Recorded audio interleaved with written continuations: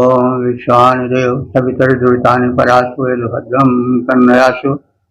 ओम भद्रं कर्णेभिः शृणुयाम देवा भद्रं पश्येमाक्षभिर्यजत्राः स्थिरैरङ्गैस्तुष्मांसस्तनूभिः विषीमहि देवहितं यदायुः। वेद प्रेमियों श्रोताओं संप्रथम सब ऋग्वेद के दसम मंडल के और 8वें सूक्त की व्याख्या में प्रवेश करने जा रहे हैं। इस सूक्त में 12 मंत्र हैं। मंत्र दृष्टा आयस्य आंगिरस देवता बृहस्पति, और इस सूक्त के प्रथम मंत्र का शीर्षक है बृहस्पति देव की स्तुति। अब संबंधित मंत्र का सर्वप्रथम सस्वर पाठ हो जाए।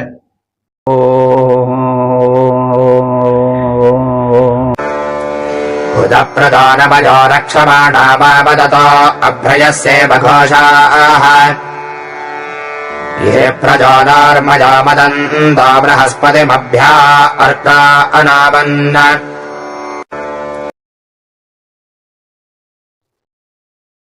प्रथम मंत्र में यह कथित है कि स्तुतिकर्ता यज्ञ में जब उच्च स्वर से मिलकर बृहस्पति देवता की स्तुति करते हैं तो वह स्तुति किस प्रकार से प्रतीत होती है, इसका आलंकारिक वर्णन है। तो संवेद स्वरों से की जाने वाली बृहस्पति देव की स्तुति का उद्घोष वैसे प्रतीत होता है जैसे उदप्रुतः। उदप्रुतः माने जल से सींच कर तैयार की गई फसल की रक्षा के लिए कृषक वह माने पक्षी रक्षमाणः न, पक्षियों से रक्षा करने के समान। वावदतः माने फिर शब्द करता हुआ, माने जैसे कोई कृषक जल से सींच कर फसल तैयार करे और फसल में जब अन्न आदि आ जाए तो पक्षी उस अन्न को खाने के लिए मंडराने लगे, तो जैसे कृषक उच्च स्वर से उन पक्षियों को भगाने के हेतु स्वर करता है, वैसे ही जब बृहस्पति देव की स्तुति की जाती है तो वैसे ही स्वर का संधान या वैसे ही स्वर चुनने की स्थिति आती है। यानी पक्षियों को भगाने के लिए जैसे कृषक स्वर करता है उच्च स्वर से, वैसे ही जब बृहस्पति देव की यश का गायन होता है तो जो गायक लोग हैं स्तुति करता है वे स्तुति करते हैं तो वैसे ही प्रतीति होती है जैसे कृषक के विषय में कहा गया है। फसलों को सींच कर तैयार करने वाला कृषक पक्षियों को उड़ाते समय जैसे शब्द करता है और जैसे वावदतः माने फिर गर्जन करते हुए शब्द करते हुए अभ्रियस एव मेघ समूह गरजते हैं तो ध्वनि निकलती है, वैसे ही तो जैसे सतत मेघ गर्जन होता है, निरंतर मेघ गरजते रहते हैं धीरे धीरे गर करके, तो जो दृश्य या जो जिस प्रकार से वह मेघ गर्जन सुनाई पड़ती है वैसे ही यह बृहस्पति देव के विषय में की गई स्तुतियां और उनका उच्च स्वर सुनाई पड़ता है। फिर ये उपमा दी जा रही है बार बार। तो स्तोताओं द्वारा स्तुति करने का स्वर और कैसे प्रतीत होता है, जैसे गिरि भ्रजा ऊर्मया चलंतः न मन समान, जैसे पर्वतों से झरने वाले झरने की धारा शब्द करती है तो वह शब्द जैसे प्रतीत होता है वैसे स्तुतिकर्ता जब उच्च स्वर से बृहस्पति देव की स्तुति करते हैं तो वैसे ही वैसे ही शब्द सुनाई पड़ता है। अर्काह बृहस्पति अभि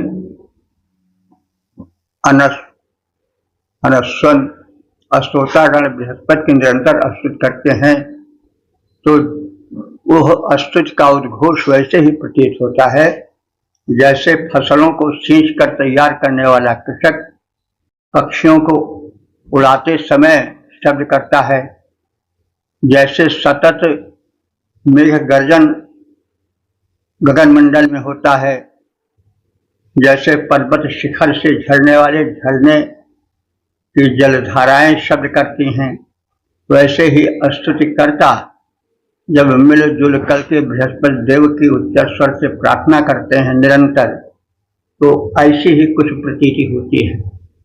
ये सब आलंकारिक वर्णन है बृहस्पति देव के स्तुति का। उपमा मालोपमा है, बार बार उपमा दी जा रही है, ऐसा प्रतीत होता है, ऐसा प्रतीत होता है।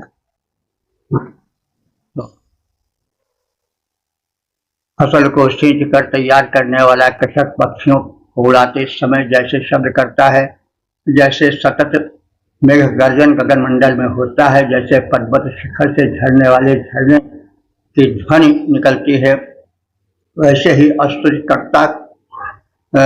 स्तुतिकर्ताओं के कंठ से बृहस्पति देव संबंधी स्तुतियां निरंतर उच्च स्वर से निकलती हुई प्रतीत होती है।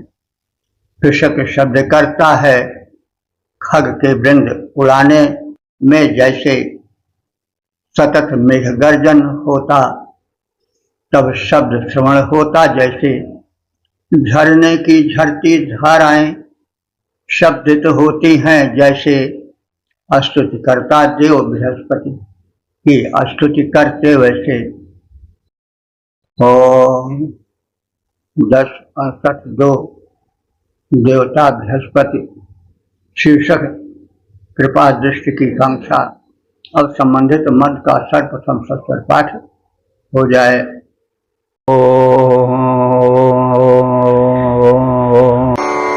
संगाभिरांगिरसा नक्षमाणो भग इवेदर जमणन्निनाय जने मित्रान दंपते अनक्ति बृहस्पते भाजजाशोऽङ्घ्रिभाजौ।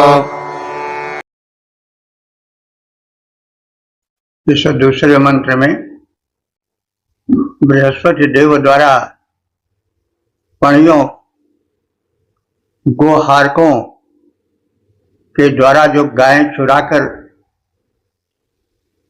शिलाखंड से ढककर गुफा में बंद कर दी गई थी, उनका बृहस्पति देव ने उद्धार किया। तो उस उद्धार से जो प्रसन्नता हुई वैसे ही प्रसन्नता और वैसे ही दया दृष्टि हम सब पर बृहस्पति देव करें।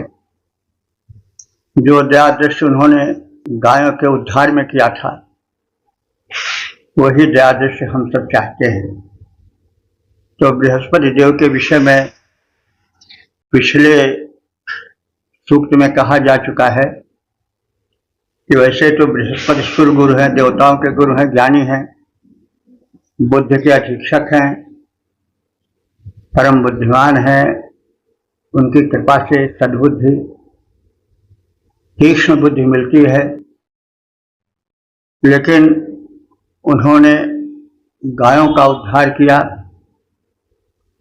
यह बहुत बड़ी चीज थी, क्योंकि जिस युग की यह बात है उस समय सारी अर्थव्यवस्था गायों पर टिकी होती थी और गायों के ही चुराने के लिए भांति भांति के छल छंद होते थे। एक बात देखिए, गायों की महत्ता और गायों को छुड़ाने के लिए जो चेष्टा होती थी वो अभी तक देखी जा सकती है। गोहार का अर्थ हुआ था गायों का हरण हो गया है, तो इसलिए गोहार कहा जाता था। अच्छा, बहुत समय तक, अब तो शहरी जिंदगी हो गई, लेकिन देहात में जब चोर चांडाल डाकू आते थे तो रात में लोग कहते थे गुहार लागो, यानी वही गोहार, गायें हरण की जा रही हैं, तो तब गोहार लगाई जाती थी, पुकार की जाती थी। वो गोहार बहुत दिनों यानी अब तक चली आ रही है। तो गायों, गुहार माने गुहार लगाना, चाहे कोई संकट पड़े तब गुहार लगाओ, गुहार लगाओ। लेकिन वो गुहार, गो हार माने गायों का हरण, तो उसी से जुड़ा है। तो अब जब 20वीं 21वीं शताब्दी में गोहार शब्द, वही गोहार वाला चलाया, तो उस समय जबकि गायें ही सब कुछ थी, तो गोहार का यानी गोहरण का कितना ज्यादा आतंक या प्रचार प्रसार महत्व जो कुछ कहिए समझा जा सकता है। तो बृहस्पति ने पणियों द्वारा अथवा उनके सरदार बलासुर द्वारा जो गायों का अपहरण किया गया था, उसमें जो बृहस्पति का योगदान था उसका कथन आगे के लगभग सभी मंत्रों में है। तो यहां भी वही है कि अंगिरा पुत्र बृहस्पति, वे बृहस्पति जो कि अंगिरा के पुत्र हैं। तो बृहस्पति का अर्थ हुआ कि बड़ा भारी स्वामी, बृहस्पति, परमात्मा, इंद्र रूप, इंद्र का भी कभी कभी अर्थ निकलता है। तो ये अंगिरा पुत्र, अंगिरा एक ऋषि थे जो कि अग्नि विज्ञान के आविष्कारक थे, यज्ञ विज्ञान के अन्वेषक थे। तो उन्हीं के पुत्र बृहस्पति माने गए हैं। तो अंगिरा पुत्र बृहस्पति गुप्त स्थान में रहने वाली गायों को प्रकाश में लाए, उनका उद्धार किया और भग देवता के समान स्वतेज से सुशोभित हुए। और उन्होंने गायों को उनके पालकों से, स्वामियों से वैसे ही मिला दिया जैसे कोई निकट का सहयोगी मित्र किन्हीं कारण से पति पत्नी में यदि नाराजगी हो गई हो, वे थोड़े अलग हो गए हों, तो जैसे मिला दे। यह उपमा अलंकार है, उत्प्रेक्षा आदि से युक्त है। तो जो गायें अपहृत थीं उनको बृहस्पति देव ने वैसे ही मिला दिया उनके स्वामियों से। दंपति अनक्ति, दंपति माने स्त्री पुरुष, पति पत्नी, किन्हीं कारणों से यदि दूर हो गए हों, तो जैसे उनका निकट का मित्र उनको मिला दे, तो वैसे बृहस्पति, हे बृहस्पति देव, तुमने उन अपहृत गायों को गाय के स्वामियों से मिला दिया। अशून यो आजौ बाजाय, युद्ध में दौड़ाए जाने वाले घोड़े की तरह शीघ्रता से आप हम सबको कृपा की किरणें प्रदान करो, आप समर्थ हो।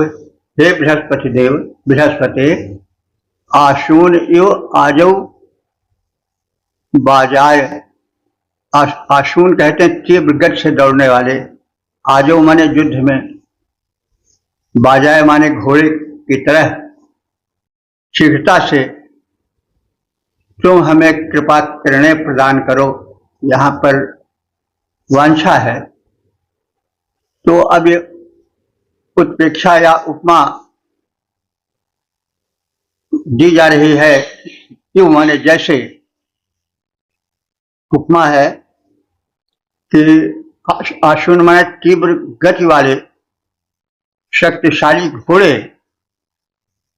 युद्ध में तीव्र गति से दौड़ते हैं, वैसे आपकी कृपा दृष्टि हम पर बड़ी तीव्रता से प्राप्त हो और अपने कृपा किरणें हमको प्रदान करो। अंगिरा पुत्र बृहस्पति गुप्त स्थान में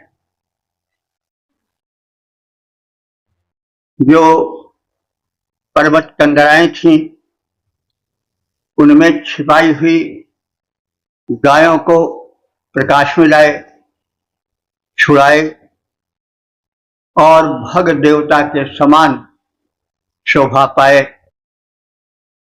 जैसे मित्र दंपति यानी पति पत्नी के मिलन में सहायक होते हैं, जो परस्पर किन्हीं कारणों से विलग हो गए हों, वैसे ही बृहस्पति देव ने गायों को स्व प्रयास से, अपने पुरुषार्थ से, जो गो गायों के स्वामी थे उनसे मिलाया। हे बृहस्पति देव, जैसे युद्ध में घोड़ों को दौड़ाया जाता है, वैसे ही मेरी ओर आप अपनी दया दृष्टि दौड़ाओ। शीघ्र हम पर कृपा करो। देव बृहस्पति अपहृत गायों को प्रकाश में लाए हुए अलंकृत स्वतेज द्वारा भग देव ज्यों शोभा पाए, रण में घोड़ों को स्ववेग से दौड़ाया जाता जैसे कृपा दृष्टि दौड़ाओ हम पर देव बृहस्पति तुम वैसे। ओम 10 और 16 देवता बृहस्पति शीर्षक गोउद्धार का दृश्य। अब संबंधित मंत्र का सर्वप्रथम सस्वर पाठ हो जाए।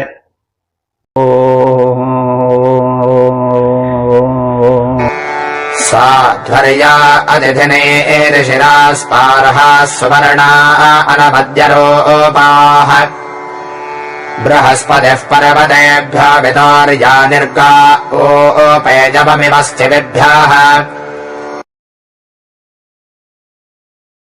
इस तीसरे मंत्र में पढ़ियों द्वारा अपहृत गायों को बंद गुफा से बृहस्पति द्वारा छुड़ाए जाने के दृश्य पर प्रकाश डाला गया है। तो जो गायें थीं, गुफा में बंद थीं, ये कैसी थीं? साधु, बड़े सीधे साधे स्वभाव की थीं और अर्जाह, वे सतत गमनशील थीं और अतिथिनी ईश्वरा वांछित फल देकर अपने को बड़ी अस्पृहणीय माने चाहे जाने योग्य बना सकने वाली थी। तो ऐसे अस्पृहा माने अस्पृहणीय चाही जाने वाली, सुवर्णा माने सुंदर वर्णों वाली, रंग रूप वाली, अनवद्य माने निर्दोष, गाह माने गायें, जो पर्वत की गुफा में बंद थीं, पर्वतेभ्यः पर्वतों से वे बृहस्पति द्वारा छुड़ाई गईं, बाहर निकाली गईं और वे बाहर निकाले जाते समय ऐसी सुशोभित हुई जैसे जो है वह कुठार से यव को बाहर निकाल दिया जाए। कुठार में यव यानी कुठारी भंडारण गृह या भंडारण पात्र जिसमें यह सुरक्षित रखा जाता है, तो उस भंडारण पात्र के आवरण को हटाकर जैसे यव अन्न बाहर निकाल दिया जाए, वैसे ही गायों को उस गुफा में जो बंद थी उनको बाहर बृहस्पति देव के प्रयत्नों से, पुरुषार्थ से निकाला गया। कल्याणप्रद दुग्ध देने वाली, सतत गमनशीला, अस्पृहणीय मनचाही, सुंदर रूप रंगों वाली अनिंद गायें पर्वत की गुफा से वैसे बाहर निकाली गईं जैसे यव के भंडारण पात्र से यव को बाहर निकाल लिया जाता है। सुंदर गायें बंद गुफा से बाहर निकल पड़ी, वैसे कोठार में बंद अन्न को बाहर निकाल दिया जाता जैसे। 10:68 देवता बृहस्पति शीर्षक गो उद्धार का दृश्य। अब संबंधित मंत्र का सर्वप्रथम तत्पर पाठ हो जाए।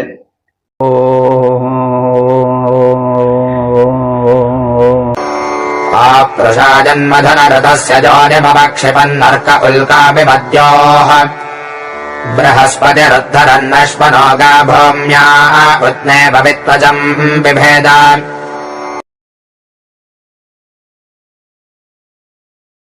इस चौथे मंत्र में पणियों द्वारा चुराकर गुफा में बांधी गई गायों को बृहस्पति देव ने निकाला, उनका उद्धार किया। तो गायों के बाहर निकलने पर जो शोभा हुई, जो दृश्य उपस्थित हुआ, उसी का कथन है। अर्कः बृहस्पति, अर्क कहते हैं पूज्य। पूज्य बृहस्पति देव ने गायों का उद्धार किया, गायों को गुफा से निकाला जो कि पणियों द्वारा चुराकर बंद कर दी गई थी। तो वह कैसे हुआ, कैसे निकाला गया? जैसे देव उल्का, जैसे आकाश से उल्काएं, जो तारे टूटते हैं उसको उल्का कहते हैं। तो जैसे आकाश से चमकते हुए उल्का पिंड धरती की ओर आवें वेग से, वैसे ही वे गायें जो कि स्वच्छ थी, चमकीली थी, द्युतिमती थी, वे उस गुफा से बाहर तीव्रता से आने लगी और अश्मनः गाः उद्धरन्, पर्वत की गुफा से गायों का उद्धार करते हुए। उस समय जो दृश्य उपस्थित हुआ वो ऐसे ही था। जब वे गायें अपने खुरों से भूमि को खोदने लगी, यानी गायें चलती हैं तो उनके खुर से भूमि खुद उठती है, तो उसके दृश्य का कथन है कि भूम्याम त्वचम, भूमि की परत को उदगायो, उदग कहते हैं, उद माने जल, गो माने गमन करने वाला। जैसे वृक्ष के माध्यम से पृथ्वी पर आया हुआ जल जब चलता है भूमि पर, तो ऊपर की परत जैसे उभर जाती है, वैसे ही गायों ने अपने खुरों से बाहर निकल करके भूमि को खोद दिया।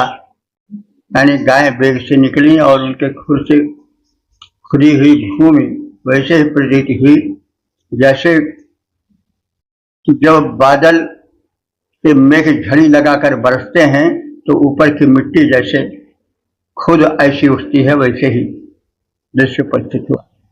जैसे आकाश से उल्काएं पृथ्वी की ओर आती हैं, वैसे ही गुफा से निकलती हुई गायें प्रतीत हुई। पूज्य बृहस्पति ने उन गायों का पर्वत गुफा से, जो जहां वे बंद थीं, वहां से उद्धार किया, बाहर निकाला और भूमि की परत को जैसे मेघ वृष्टि जल से विदीर्ण करते हैं, वैसे मुक्त गायों ने अपने खुरों से वहां के भूतल को विदीर्ण कर दिया। नभ तल से उल्काएं भूतल पर चल पड़ती हैं, जैसे गायें निकली शैल गुफा से मुक्त हुई, तब वे वैसे मेघ वृष्टि जल भूमि परत को करता है विदीर्ण, जैसे मुक्त धेनुओं ने निज खुर से भूतल खोद दिया वैसे।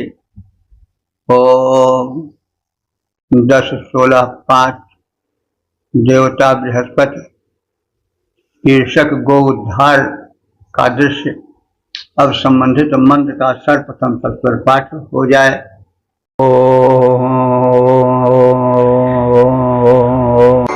अपज्योतिषातमा अन्तरिक्षादुत्नश्येपालमिव वात आजत बृहस्पतिरनुमृष्या बलस्याभ्रमिव वात आचक्र आगाः।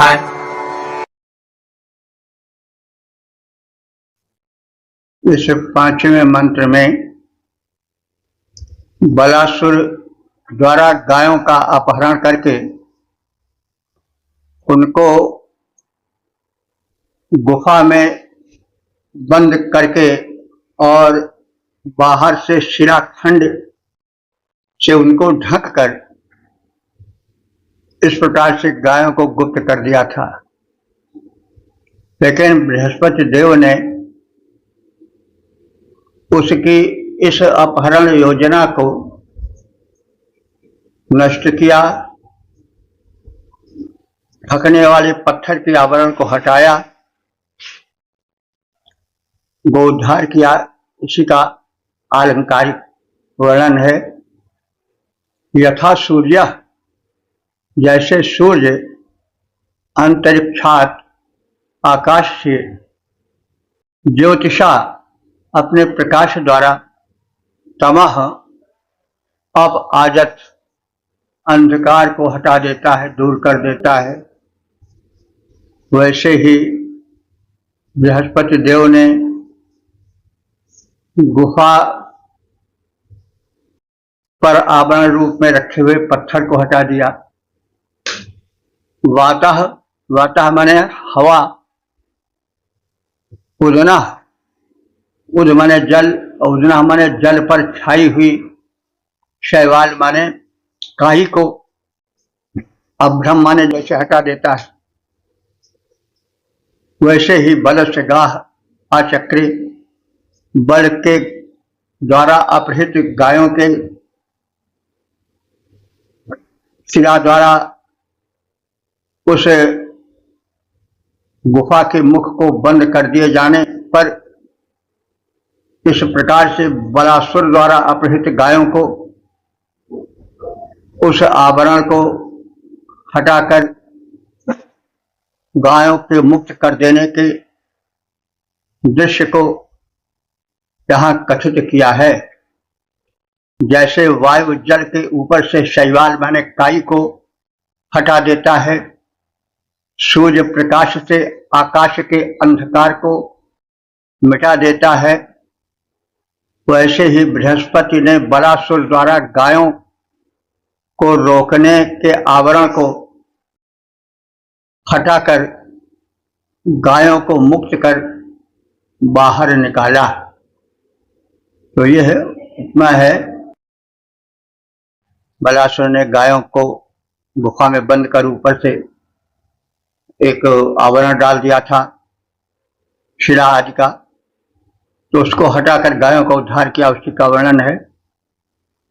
तो जल काई, जल की काई वायु सूर्य तम राशि हटाता है, जैसे बलकृत धेनु आवरण सूर्य गुरु ने भी हटा दिया, वैसे। तो ये सब गायों के उद्धार का जो वर्णन है वो तो अभिधा रूप में सामने कर दिया गया है, कह दिया गया है, लेकिन व्यंजना रूप से इसमें आध्यात्मिक अर्थ भी छिपा देखा जा सकता है। गो माने इंद्रिय भी होता है, तो इंद्रियों को जो बलासुर माने काम क्रोध आदि बड़े बली हैं, वे अपहरण कर लेते हैं। इस प्रकार से जीव की या आत्मा की जो शक्तिमत्ता है वो छिप जाती है। बाद में बृहस्पति जो बुद्धि के देवता हैं, ज्ञानी हैं, वे अपने ज्ञान के प्रकाश से उस अज्ञान के अंधकार को हटाते हैं और इंद्रियों का उद्धार करते हैं, क्योंकि व्यक्ति की इंद्रियां काम क्रोध लोभ आदि द्वारा ग्रस्त रहती हैं। वे बड़े बली असुर हैं, वे उनका अपहरण करते हैं। जिस मन से शुभ चिंतन होना चाहिए, अध्यात्म चिंतन होना चाहिए, उस मन से व्यक्ति विषय वासनाओं का चिंतन करता है। जिस हाथ से दान देना चाहिए उससे वह अपहरण करता है, घूस लेता है, दूसरों को धन छीनता है, दूसरों को सताता है। इसी प्रकार से जिस नेत्र द्वारा भगवत दर्शन करना चाहिए, उस नेत्र से वो दूसरों के द्रव्य के अपहरण को देखता है। जैसे कर्णेंद्रिय द्वारा शुभ संकल्पित प्रवचन सुनने चाहिए, उन कर्णों द्वारा वो पराई निंदा और अन्य अनर्थ की बातें सुनता है।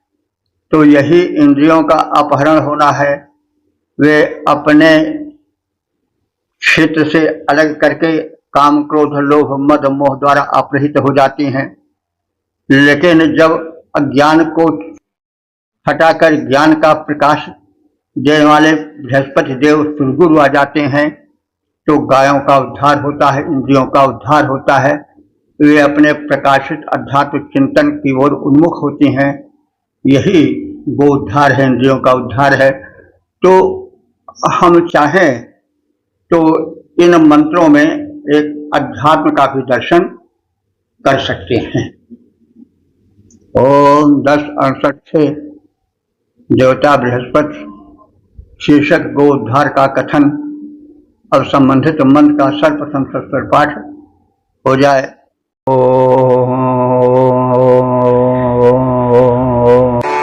यदा बलस्य वेजतोजसंभेत् बृहस्पतिरग्नितपाभिरर्कैः दद्धर्न जिह्वा परिविष्टपाददाभिर्निधेन्द्रकृणादुसृजाणाम्। इस छठे मंत्र में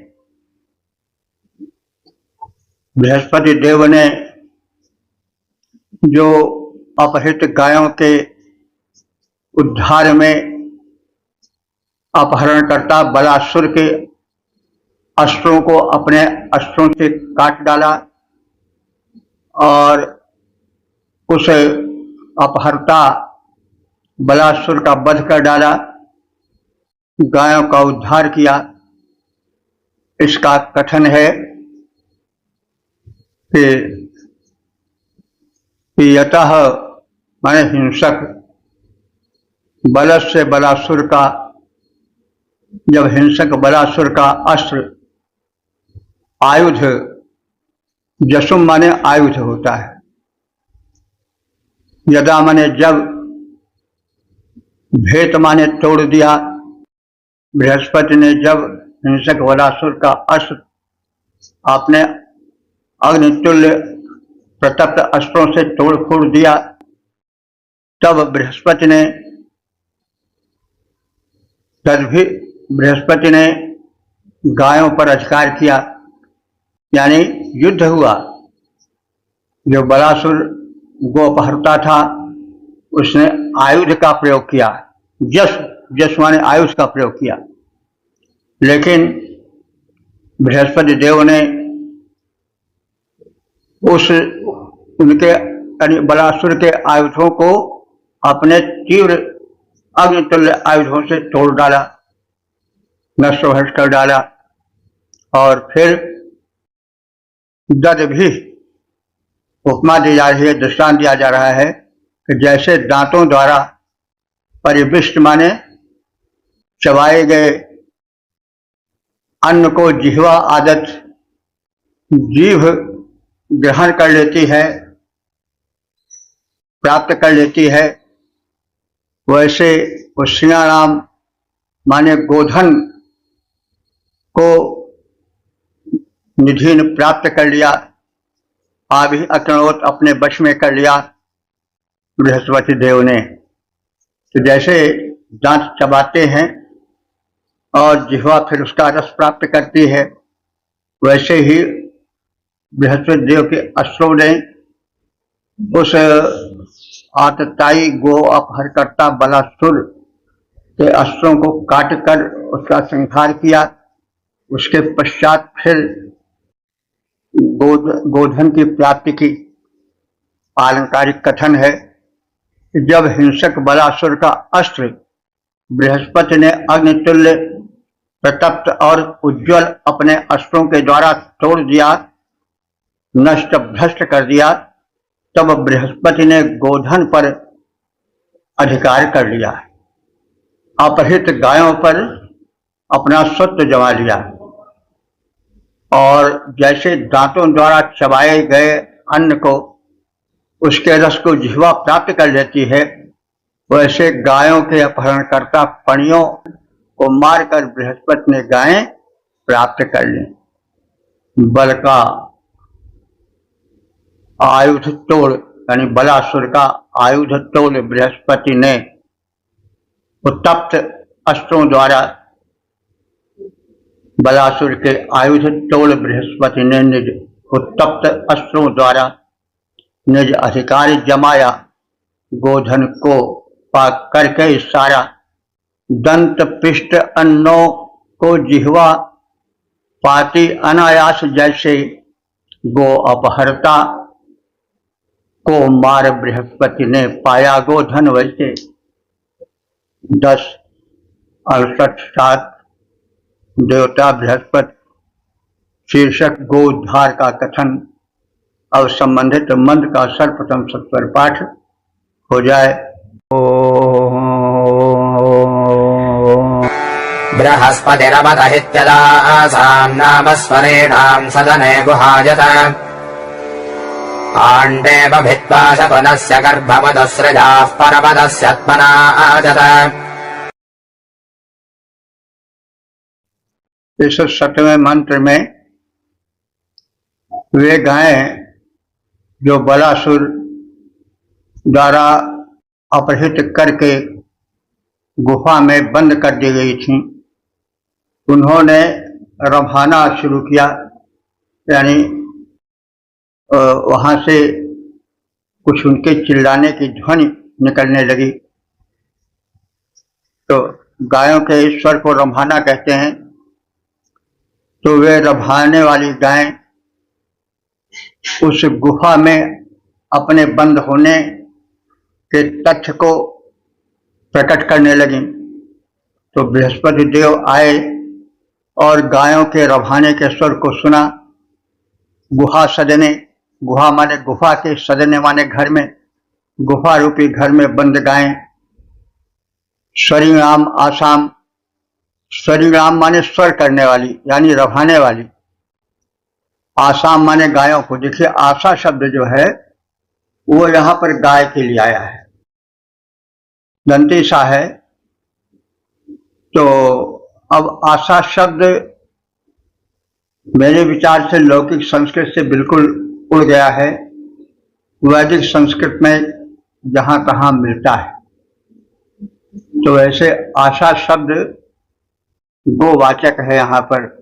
स्वरिणाम माने स्वर करने वाली यानी रभाने वाली गायें। आसाम माने जो गाय थी, आशा जैसे हमने कहा गाय को कहते हैं। स्वरिणाम आसाम माने शब्द करने वाली, रभाने वाली गायों को। तत् नाम यदा अमत तब उस प्रसिद्ध स्थान को बृहस्पति देव ने जान लिया, यहाँ पर गायें बंद हैं। उनके रभाने के, उनके शब्द करने के द्वारा गायों के बंद होने के तथ्य का बृहस्पति देव को पता चल गया। तो उन्होंने पर्वत से उसिया, पर्वत की उसिया माने गायें, जो पर्वत की गुफा में बंद गायें थीं, उनको तमना भित्वा उद आजत, तमना माने अपने, भित्वा सामर्थ से बाहर निकाला।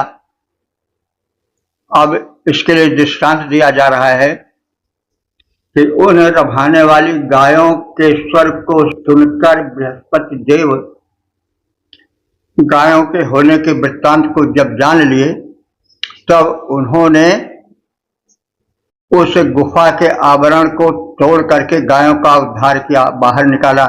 अब इसके लिए उपमा दी जा रही है कि जैसे पक्षी अंडे में बंद बच्चे को, चूजे को बाहर निकाल लेती है, वैसे ही उन्होंने निकाल लिया। अंडा एवं शकुनस्य, शकुन माने क्या होता है? पक्षी। शकुन माने पक्षी। शकुनस्य अंडा एव, अंडा एव, जैसे पक्षी अंडे से खोलकर चूजे को बाहर निकाल लेते हैं, उसी प्रकार से उस गुफा द्वार को तोड़ करके बृहस्पति देव ने आसानी से गायों को बाहर निकाल लिया और गो उद्धार किया।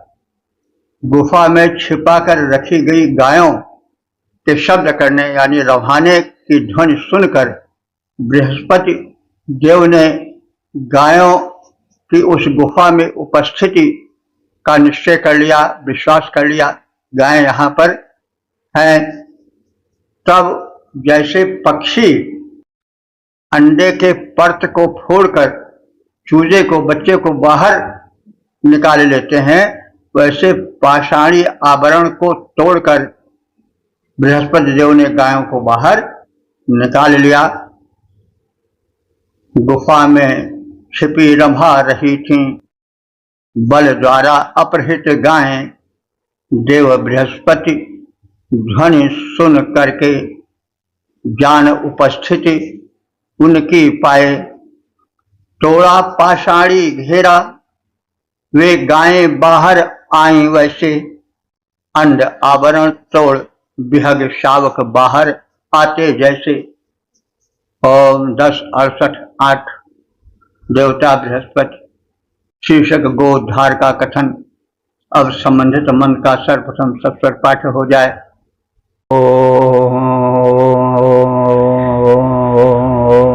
अश्नाभिनद्धम् मधपर्यपश्यन् मत्स्यन्नदेन उदनिक्षयन्तम् निष्टज्य भारतमसन्न वृक्षात् बृहस्पतिर्विरपेणाभिकृत्य।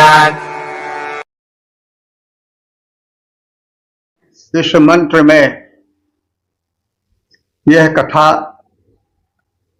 कथित है कि बृहस्पति देव ने गुफा में बंद गायों को जब देखा, जाना, तब उन्होंने उन गायों का उद्धार किया और उस उद्धार का या मुक्ति का कथन उपमा द्वारा अलंकारिक शैली में इस मंत्र में कहा गया है। तो अश्ना, अश्ना माने या अश्म, इनको शिला कहते हैं। अश्म अथवा अश्न को शिला कहा जाता है। तो शिला द्वारा अपनद्धम माने अपनद्धम रुद्ध की गई गायें, यानी गुफा में गायें बंद कर दी गई थी और शिला द्वारा अपनद्ध कर दी गई थी। द्वार को शिला से ढक दिया गया था ताकि कोई उसको उन गायों को निकाल न सके अथवा गायें अपने आप न निकल सकें। तो बृहस्पति देव ने जाना कि इस गुफा में गायें बंद हैं, कैसे जैसे दीने उदन क्षीण जल में श्यंतम मत्स्यम्ना, श्यंतम माने रहती हुई, मत्स्य माने मछली, नौ माने समान, यानी जैसे अल्प जल में रहने वाली मछलियां तड़प रही हों, व्याकुल हों, वैसे गुफा में बंद गायों की व्याकुलता को बृहस्पति देव ने पर्यपश्यत माने विधिवत देखा जाना। फिर उन्होंने उनके उद्धार का, उनकी मुक्ति का प्रयत्न किया। उसके लिए उपमा दी गई है कि वृक्षात जैसे वृक्ष से चमसम ना, चमस कहते हैं सोम परोसने का या सोम के रखे जाने का पात्र, तो जैसे काष्ठ से वह पात्र तैयार कर लिया जाता है, निकाल लिया जाता है गह करके, जिसमें सोमरस रखा जाता है अथवा सोमरस परोसा जाता है, तो उस चमस, उस पात्र को जैसे काष्ठ से निकाल लिया जाता है। वृक्षात माने वृक्ष से यानी काष्ठ से, तो वृक्ष है तो उससे कैसे निकाल लिया जाएगा, यानी वृक्ष है, काष्ठ है, उससे गढ़ करके जैसे चमस नाम का पात्र निकाल लिया जाता है, वैसे ही उस गुफा में बंद गायों को बृहस्पति देव ने निकाल लिया, जो कि उसी प्रकार से विकल थी जैसे क्षीणे जले श्यंतम मत्स्यम, जैसे अल्प जल में तड़पती हुई मछलियां हो, ऐसी इस दीन दशा को प्राप्त गायों को बृहस्पति देव ने उस गुफा से निकाल लिया, जैसे कोई कारीगर काष्ठ से गढ़ करके चमस नाम के पात्र को निकाले ले।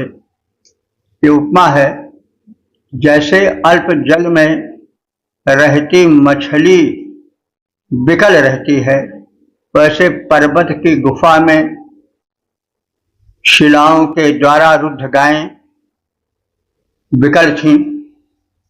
बृहस्पति देव ने यह देखा जाना, तदनंतर उन्होंने के उद्धार का प्रयत्न किया। दृष्टांत दिया जा रहा है कि जैसे वृक्ष से यानी काष्ठ से सोमपात्र निर्माण कर लिया जाता है, गढ़ लिया जाता है, वैसे ही बृहस्पति देव ने शिला अवरोधों को तोड़कर उससे गायों का उद्धार किया, गायों को बाहर निकाला। तो क्षीण सलिल में विकल मीनवत, क्षीण सलिल में विकल मीनवत, देखी बंधी हुई गायें गुफा मध्य, वे पड़ी हुई थीं शिलारुद्ध व्याकुल गायें। सोमपात्र निर्माण हेतु तर से ज्यों काष्ठ निकाला जाता, उन्हें गुफा से मुक्त बृहस्पति किए धेनुओं के बन त्राता। ओम 10:65:9 देवता बृहस्पति शीर्षक गो उद्धार। अब संबंधित मन का सर्वप्रथम सत्तर पाठ हो जाए।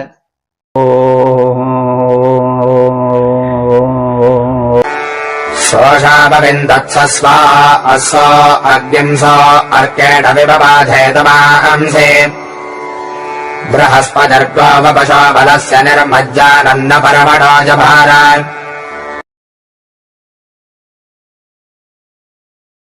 इस नवे मंत्र में बलासुर द्वारा अपहृत गुफा में बंद की गई गायों के उद्धार का कथन है।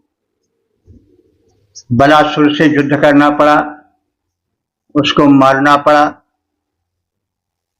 और फिर गायों को उस गुफा से निकालना पड़ा। इसका आलंकारिक शैली में कथन है। तो बृहस्पति ने गायों की मुक्ति के लिए उषा को प्राप्त किया। बृहस्पति ने उषसाम अविंदत उषा को प्राप्त किया। गायों की मुक्ति के लिए प्रकाश को प्राप्त किया। धुंधला प्रकाश उषा का होता है, तो प्रकाश लिया। अर्केण फिर विशेष चमकीले प्रकाश को प्राप्त किया, क्योंकि गुफा में अंधकार रहता है, प्रकाश की आवश्यकता होती है। तमांस विविधे, और इस प्रकार से जो अंधकार गायों के उद्धार में बाधक था उसको नष्ट किया प्रकाश पा करके। और फिर गायों का उद्धार किया। कैसे? मज्जानम ना पर्वणा। पर्वणा माने हड्डी से, हड्डी के जोड़ से जैसे मज्जा निकाल लिया जाता है। मज्जा वह तत्व है जो अस्थि से पचने के पश्चात होता है और उसके पश्चात फिर बीज बनता है आदि आदि। हड्डियों में मज्जा रहती है, तो हड्डियों से जैसे मज्जा नाम का तत्व निकाल लिया जाता है, वैसे उस गुफा में बंद गायों को निकाला गया। गो बपुषा, गायों से घिरे हुए। बाजस से पर्वण, उस बलासुर के पर्वत से जिसमें गायें बंद थी, उन गायों का निजभार बाहर निकाला। चलिए उपमा दी गई, जैसे अस्थि में व्याप्त मज्जा को अस्थि को फोड़ करके निकाला जाता है, वैसे ही उस गुफा से गायों को निकाला गया जिसको बलासुर सुरक्षित किए था। बृहस्पति ने गायों की मुक्ति के लिए उषा का प्रकाश प्राप्त किया, फिर सूर्य का प्रखर प्रकाश प्राप्त किया, अंधकार को दूर किया। जैसे अस्थि को भेद कर मज्जा नाम का तत्व बाहर निकाल लिया जाता है, वैसे ही बलासुर का भेदन कर उसे नष्ट करके बृहस्पति ने गायों को बाहर निकाला, उन्हें मुक्त किया। गो उद्धारण हेतु उषा रवि पावक प्रकाश को प्राप्त किया। गो उद्धारण हेतु उषा रवि पावक प्रकाश को प्राप्त किया। देव बृहस्पति ने इस प्रकार से अंधकार को मिटा दिया। मिटा असुर बल गायों को फिर बाहर ली निकाल, वैसे अस्थि भेद कर मज्जा बाहर ली जाती। निकाल जैसे अस्थि भेद कर मज्जा बाहर ली जाती, निकाल जैसे।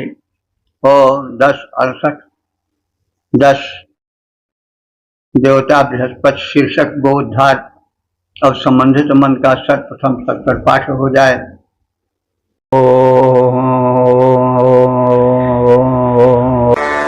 हिमेव परिणामशितावनानि बृहस्पतिना कृपयद्बलोगाः अनानुकृत्यमपुनश्चकारजात्सौर्यजामासामित उच्चरातः।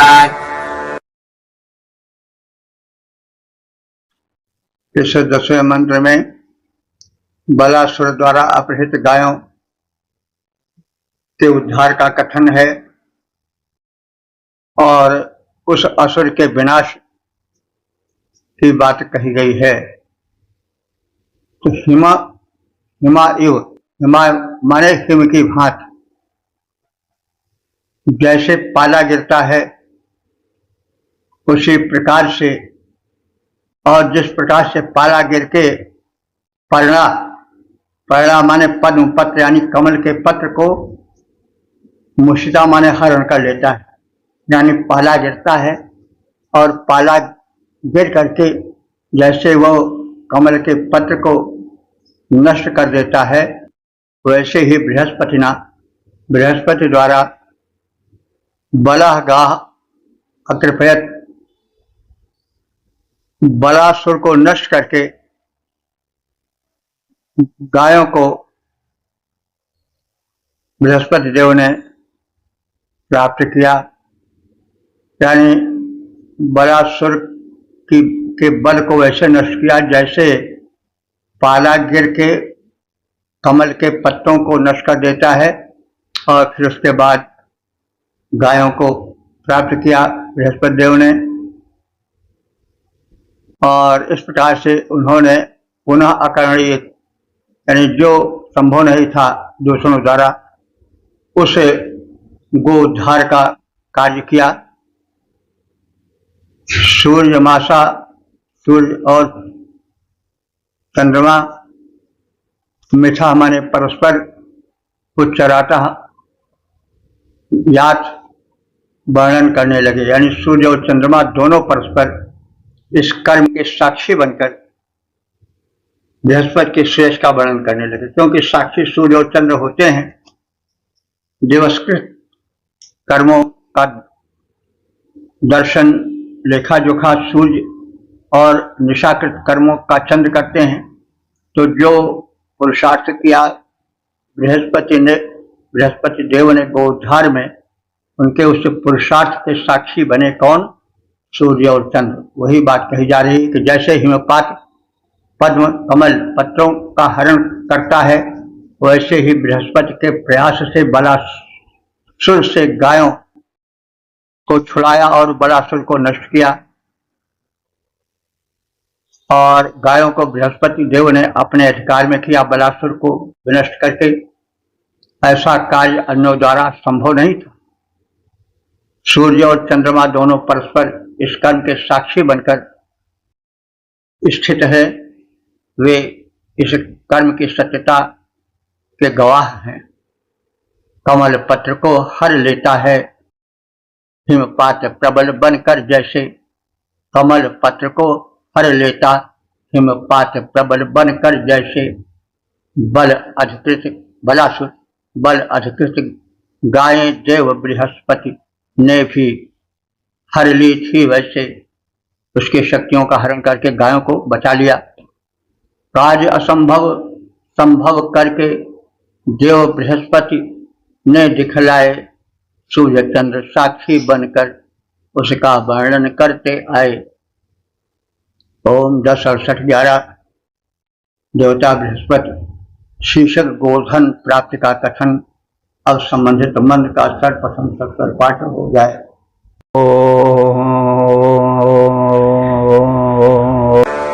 अभिश्रावन्नकृशनेभिरश्वन्नक्षत्रेभिः पितरोद्यामविंशन् रात्र्यान्तमो अदधुर्ज्योतिरहन् बृहस्पतिर्भिनदद्रिम् विदद्गाः।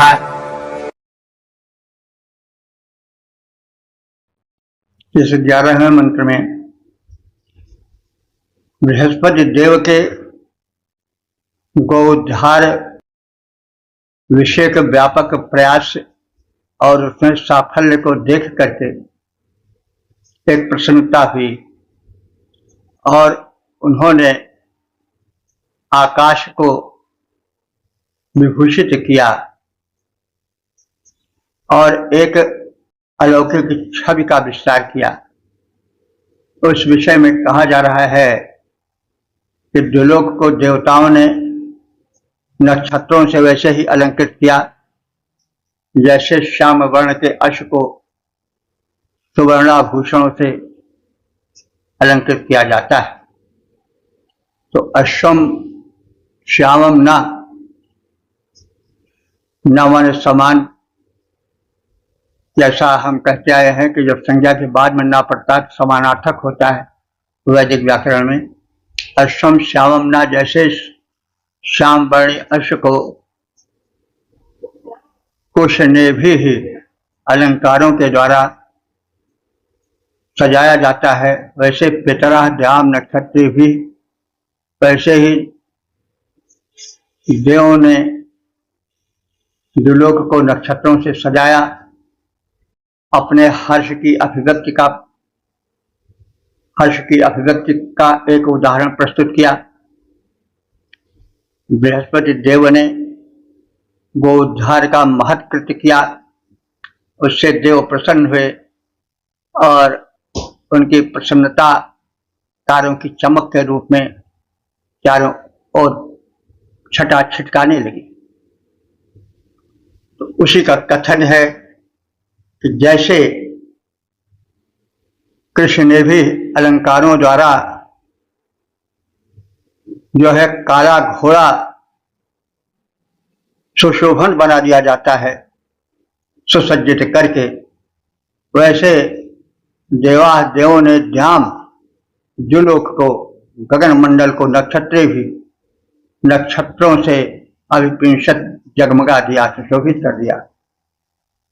रात्र्याम तमः, रात्रि में अंधकार, आहन ज्योति, दिन में प्रकाश का प्रचुर प्रकाशित रम्य वितरण किया।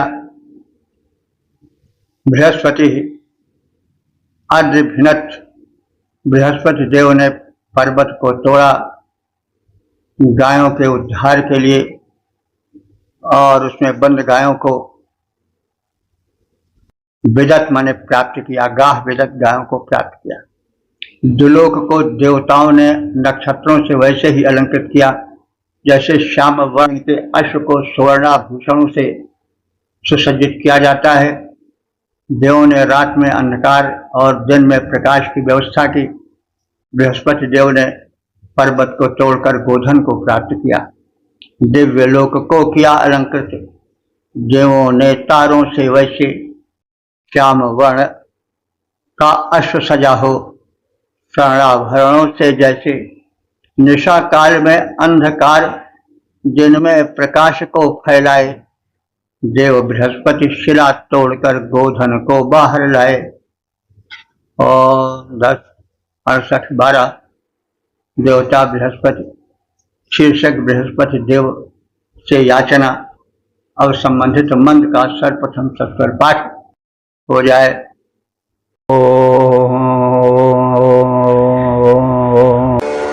इदमकर्मणमा अभ्यजाजः पौर्वेरन्दानो न वेदे बृहस्पतिः सहि गाभिः स अश्वैः सवेरभिः स नभर्नामयोधात्।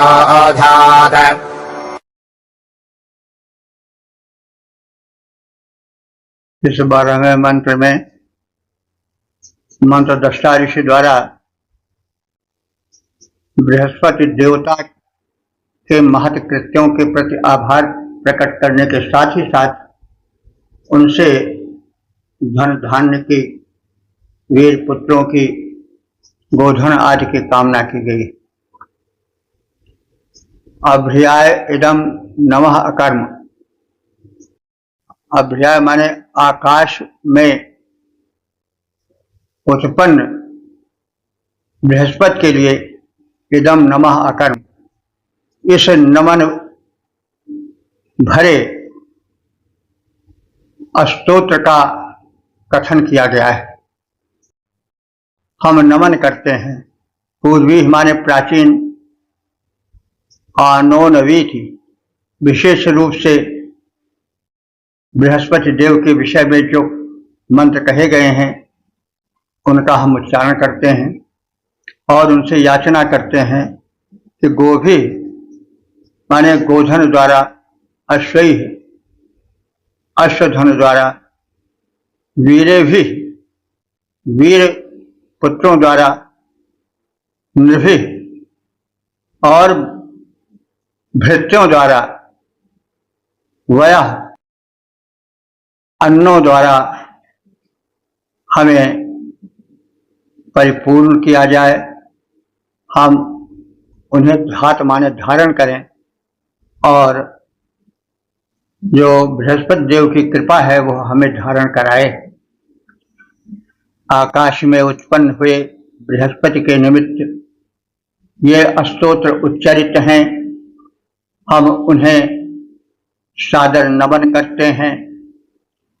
उन देव के निमित्त चिरकाल से पुरातन ऋचाओं को पुनः पुनः उच्चरित किया जाता रहा है।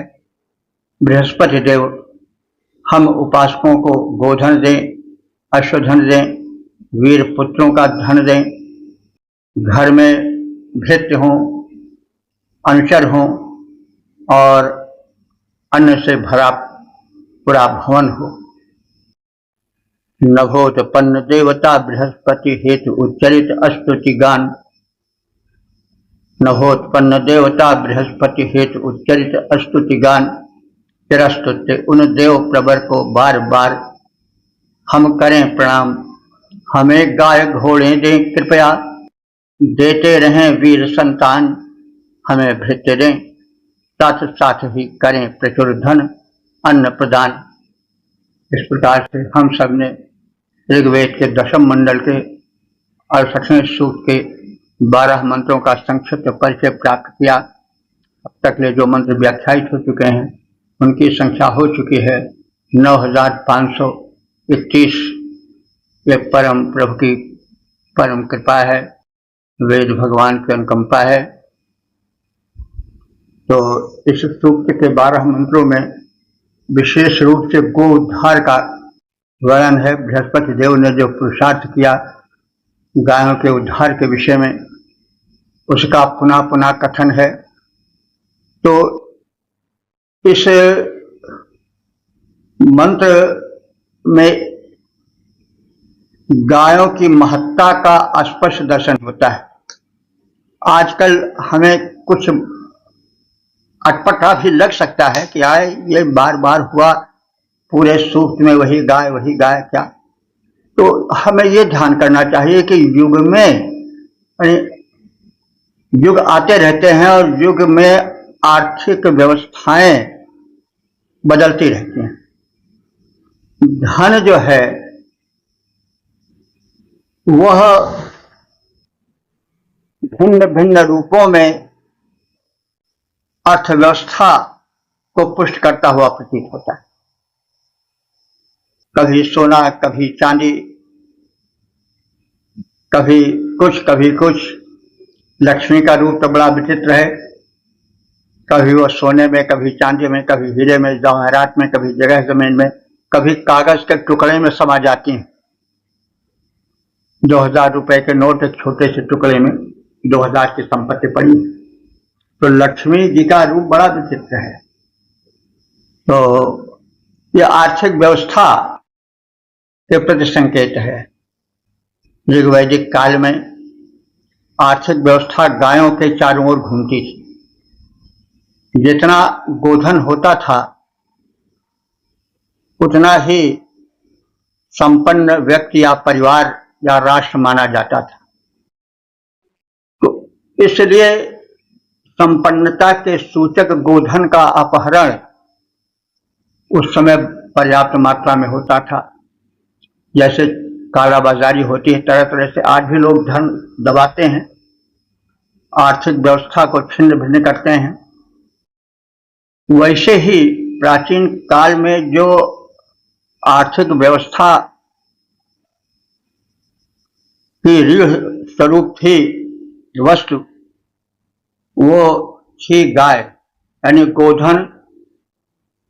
ऋग्वैदिक काल के आर्थिक व्यवस्था की रीढ़ था, मेरुदंड था। तो इसलिए उस व्यवस्था को, उस समृद्धि को अपहरण करने के लिए आर्येतर जातियां भी लगी रहती थी। आज भी, पहले भी, आज भी किसी न किसी रूप में आक्रमण होते हैं, तरह तरह से नीतियां बदलती हैं, शोषण होता है, आक्रमण होते हैं। कभी धन सोने के रूप में दिखाई पड़ता है, कभी धन भिन्न भिन्न रूपों में दिखाई देता है। युगीन व्यवस्था के हिसाब से उस धन को अपने मुट्ठी में लाने के लिए कभी शस्त्र बल से, कभी नीति बल से लोग प्रयत्न करते रहते हैं। आज भी लोग व्यावसायिक दृष्टिकोण से अपने में आयात निर्यात के माध्यम से धन का संग्रह करते हैं, शोषण करते हैं, कुछ राष्ट्र शोषित हो जाते हैं, कुछ संपन्न हो जाते हैं, तो आर्थिक व्यवस्था जो है वह भिन्न भिन्न रूपों में, भिन्न भिन्न युगों में दिखाई पड़ती है। तो ऋग्वेद काल में आर्थिक व्यवस्था का जो धुर था वो गोधन था, इसलिए भांति भांति से लोग विरोधी अपहरण करते थे गोधन का। उस समृद्धि को अपने में ला करके अपने को अपेक्षाकृत अधिक धन संपन्न समर्थ बनाने की चेष्टा में लगे रहते थे। तो यह आर्थिक व्यवस्था का प्रारूप हम इसमें देख सकते हैं। तो गोधन उस समय का प्रधान धन था और गो का अपहरण बहुत बड़ा अपहरण माना जाता था। गोहार, गायों का हरण हो गया, यह ऐसा शब्द था कि इसको सुन करके लोग दौड़ पड़ते थे रक्षा के लिए। यह गोहार शब्द तो 20वीं 21वीं शताब्दी तक बहुत तेज चलता था। किसी का कुछ भी अपहरण होता था तो आदमी परेशान होकर के, दीन होकर के गुहार लागो हो, ऐसा कहता था, गुहार मचाता है। कहते हैं गुहार मचाओ, तो ही गोहार है। तो यानी ये सब इतना वजनी था कि आज तक चला रहा है। तो आर्थिक व्यवस्था का मूलाधार गोधन था, इसीलिए इतना अधिक गायों के अपहरण का, उसके उद्धार का यह जो सूक्त है यह अपने में भाव भरे हुए है। यह वैदिक युग की आर्थिक व्यवस्था पर प्रकाश डालता है। और इसके अतिरिक्त हम चाहें तो इसका आध्यात्मिक अर्थ भी निकाल सकते हैं। गो माने इंद्रिय होता है, उस इंद्रिय को बलपूर्वक बलासुर आदि माने काम क्रोध लोभ आदि अपहरण कर लेते हैं। जैसे आत्मा जो है वो अंधकार में लीन हो जाती है, उसकी शक्तियां छिन्न भिन्न हो जाती हैं, सुख शांति गायब हो जाती है। लेकिन ज्ञानी गुरु बृहस्पति जब ज्ञान का प्रकाश डालते हैं तो इंद्रियां जिनको जकड़े रहते हैं, जिनको काम क्रोध लोभ आदि वासनाएं अपहरण किए रहती हैं, उनको बृहस्पति द्वारा प्रदत्त ज्ञान मुक्त दिलाता है। इंद्रियों को विषयों से मुक्त दिलाकर ज्ञान का प्रकाश फैलाता है। यह आत्मोद्धार है और यही गो उद्धार है। तो गो माने इंद्रिय भी होता है, यह हम सब जानते हैं। तो चाहें तो आध्यात्मिक अर्थ भी इसका निकाला जा सकता है। वैसे यह आर्थिक व्यवस्था पर प्रकाश विशेष रूप से डालता है। वैदिक युग की आर्थिक व्यवस्था कैसी थी, किस पर टिकी थी, धुरी कौन वस्तु थी, तो गोधन उस समय का सबसे बड़ा धन, आर्थिक व्यवस्था उसी पर टिकी थी। तो यह हम चाहें तो वैदिक युग की आर्थिक व्यवस्था पर प्रकाश डालने हेतु इस सूक्त को उद्धृत कर सकते हैं। शोध आज भी इस पर हो सकते हैं, वैदिक युग की आर्थिक व्यवस्था। तो अब काम किए जाएं तो बहुत गुंजाइश है।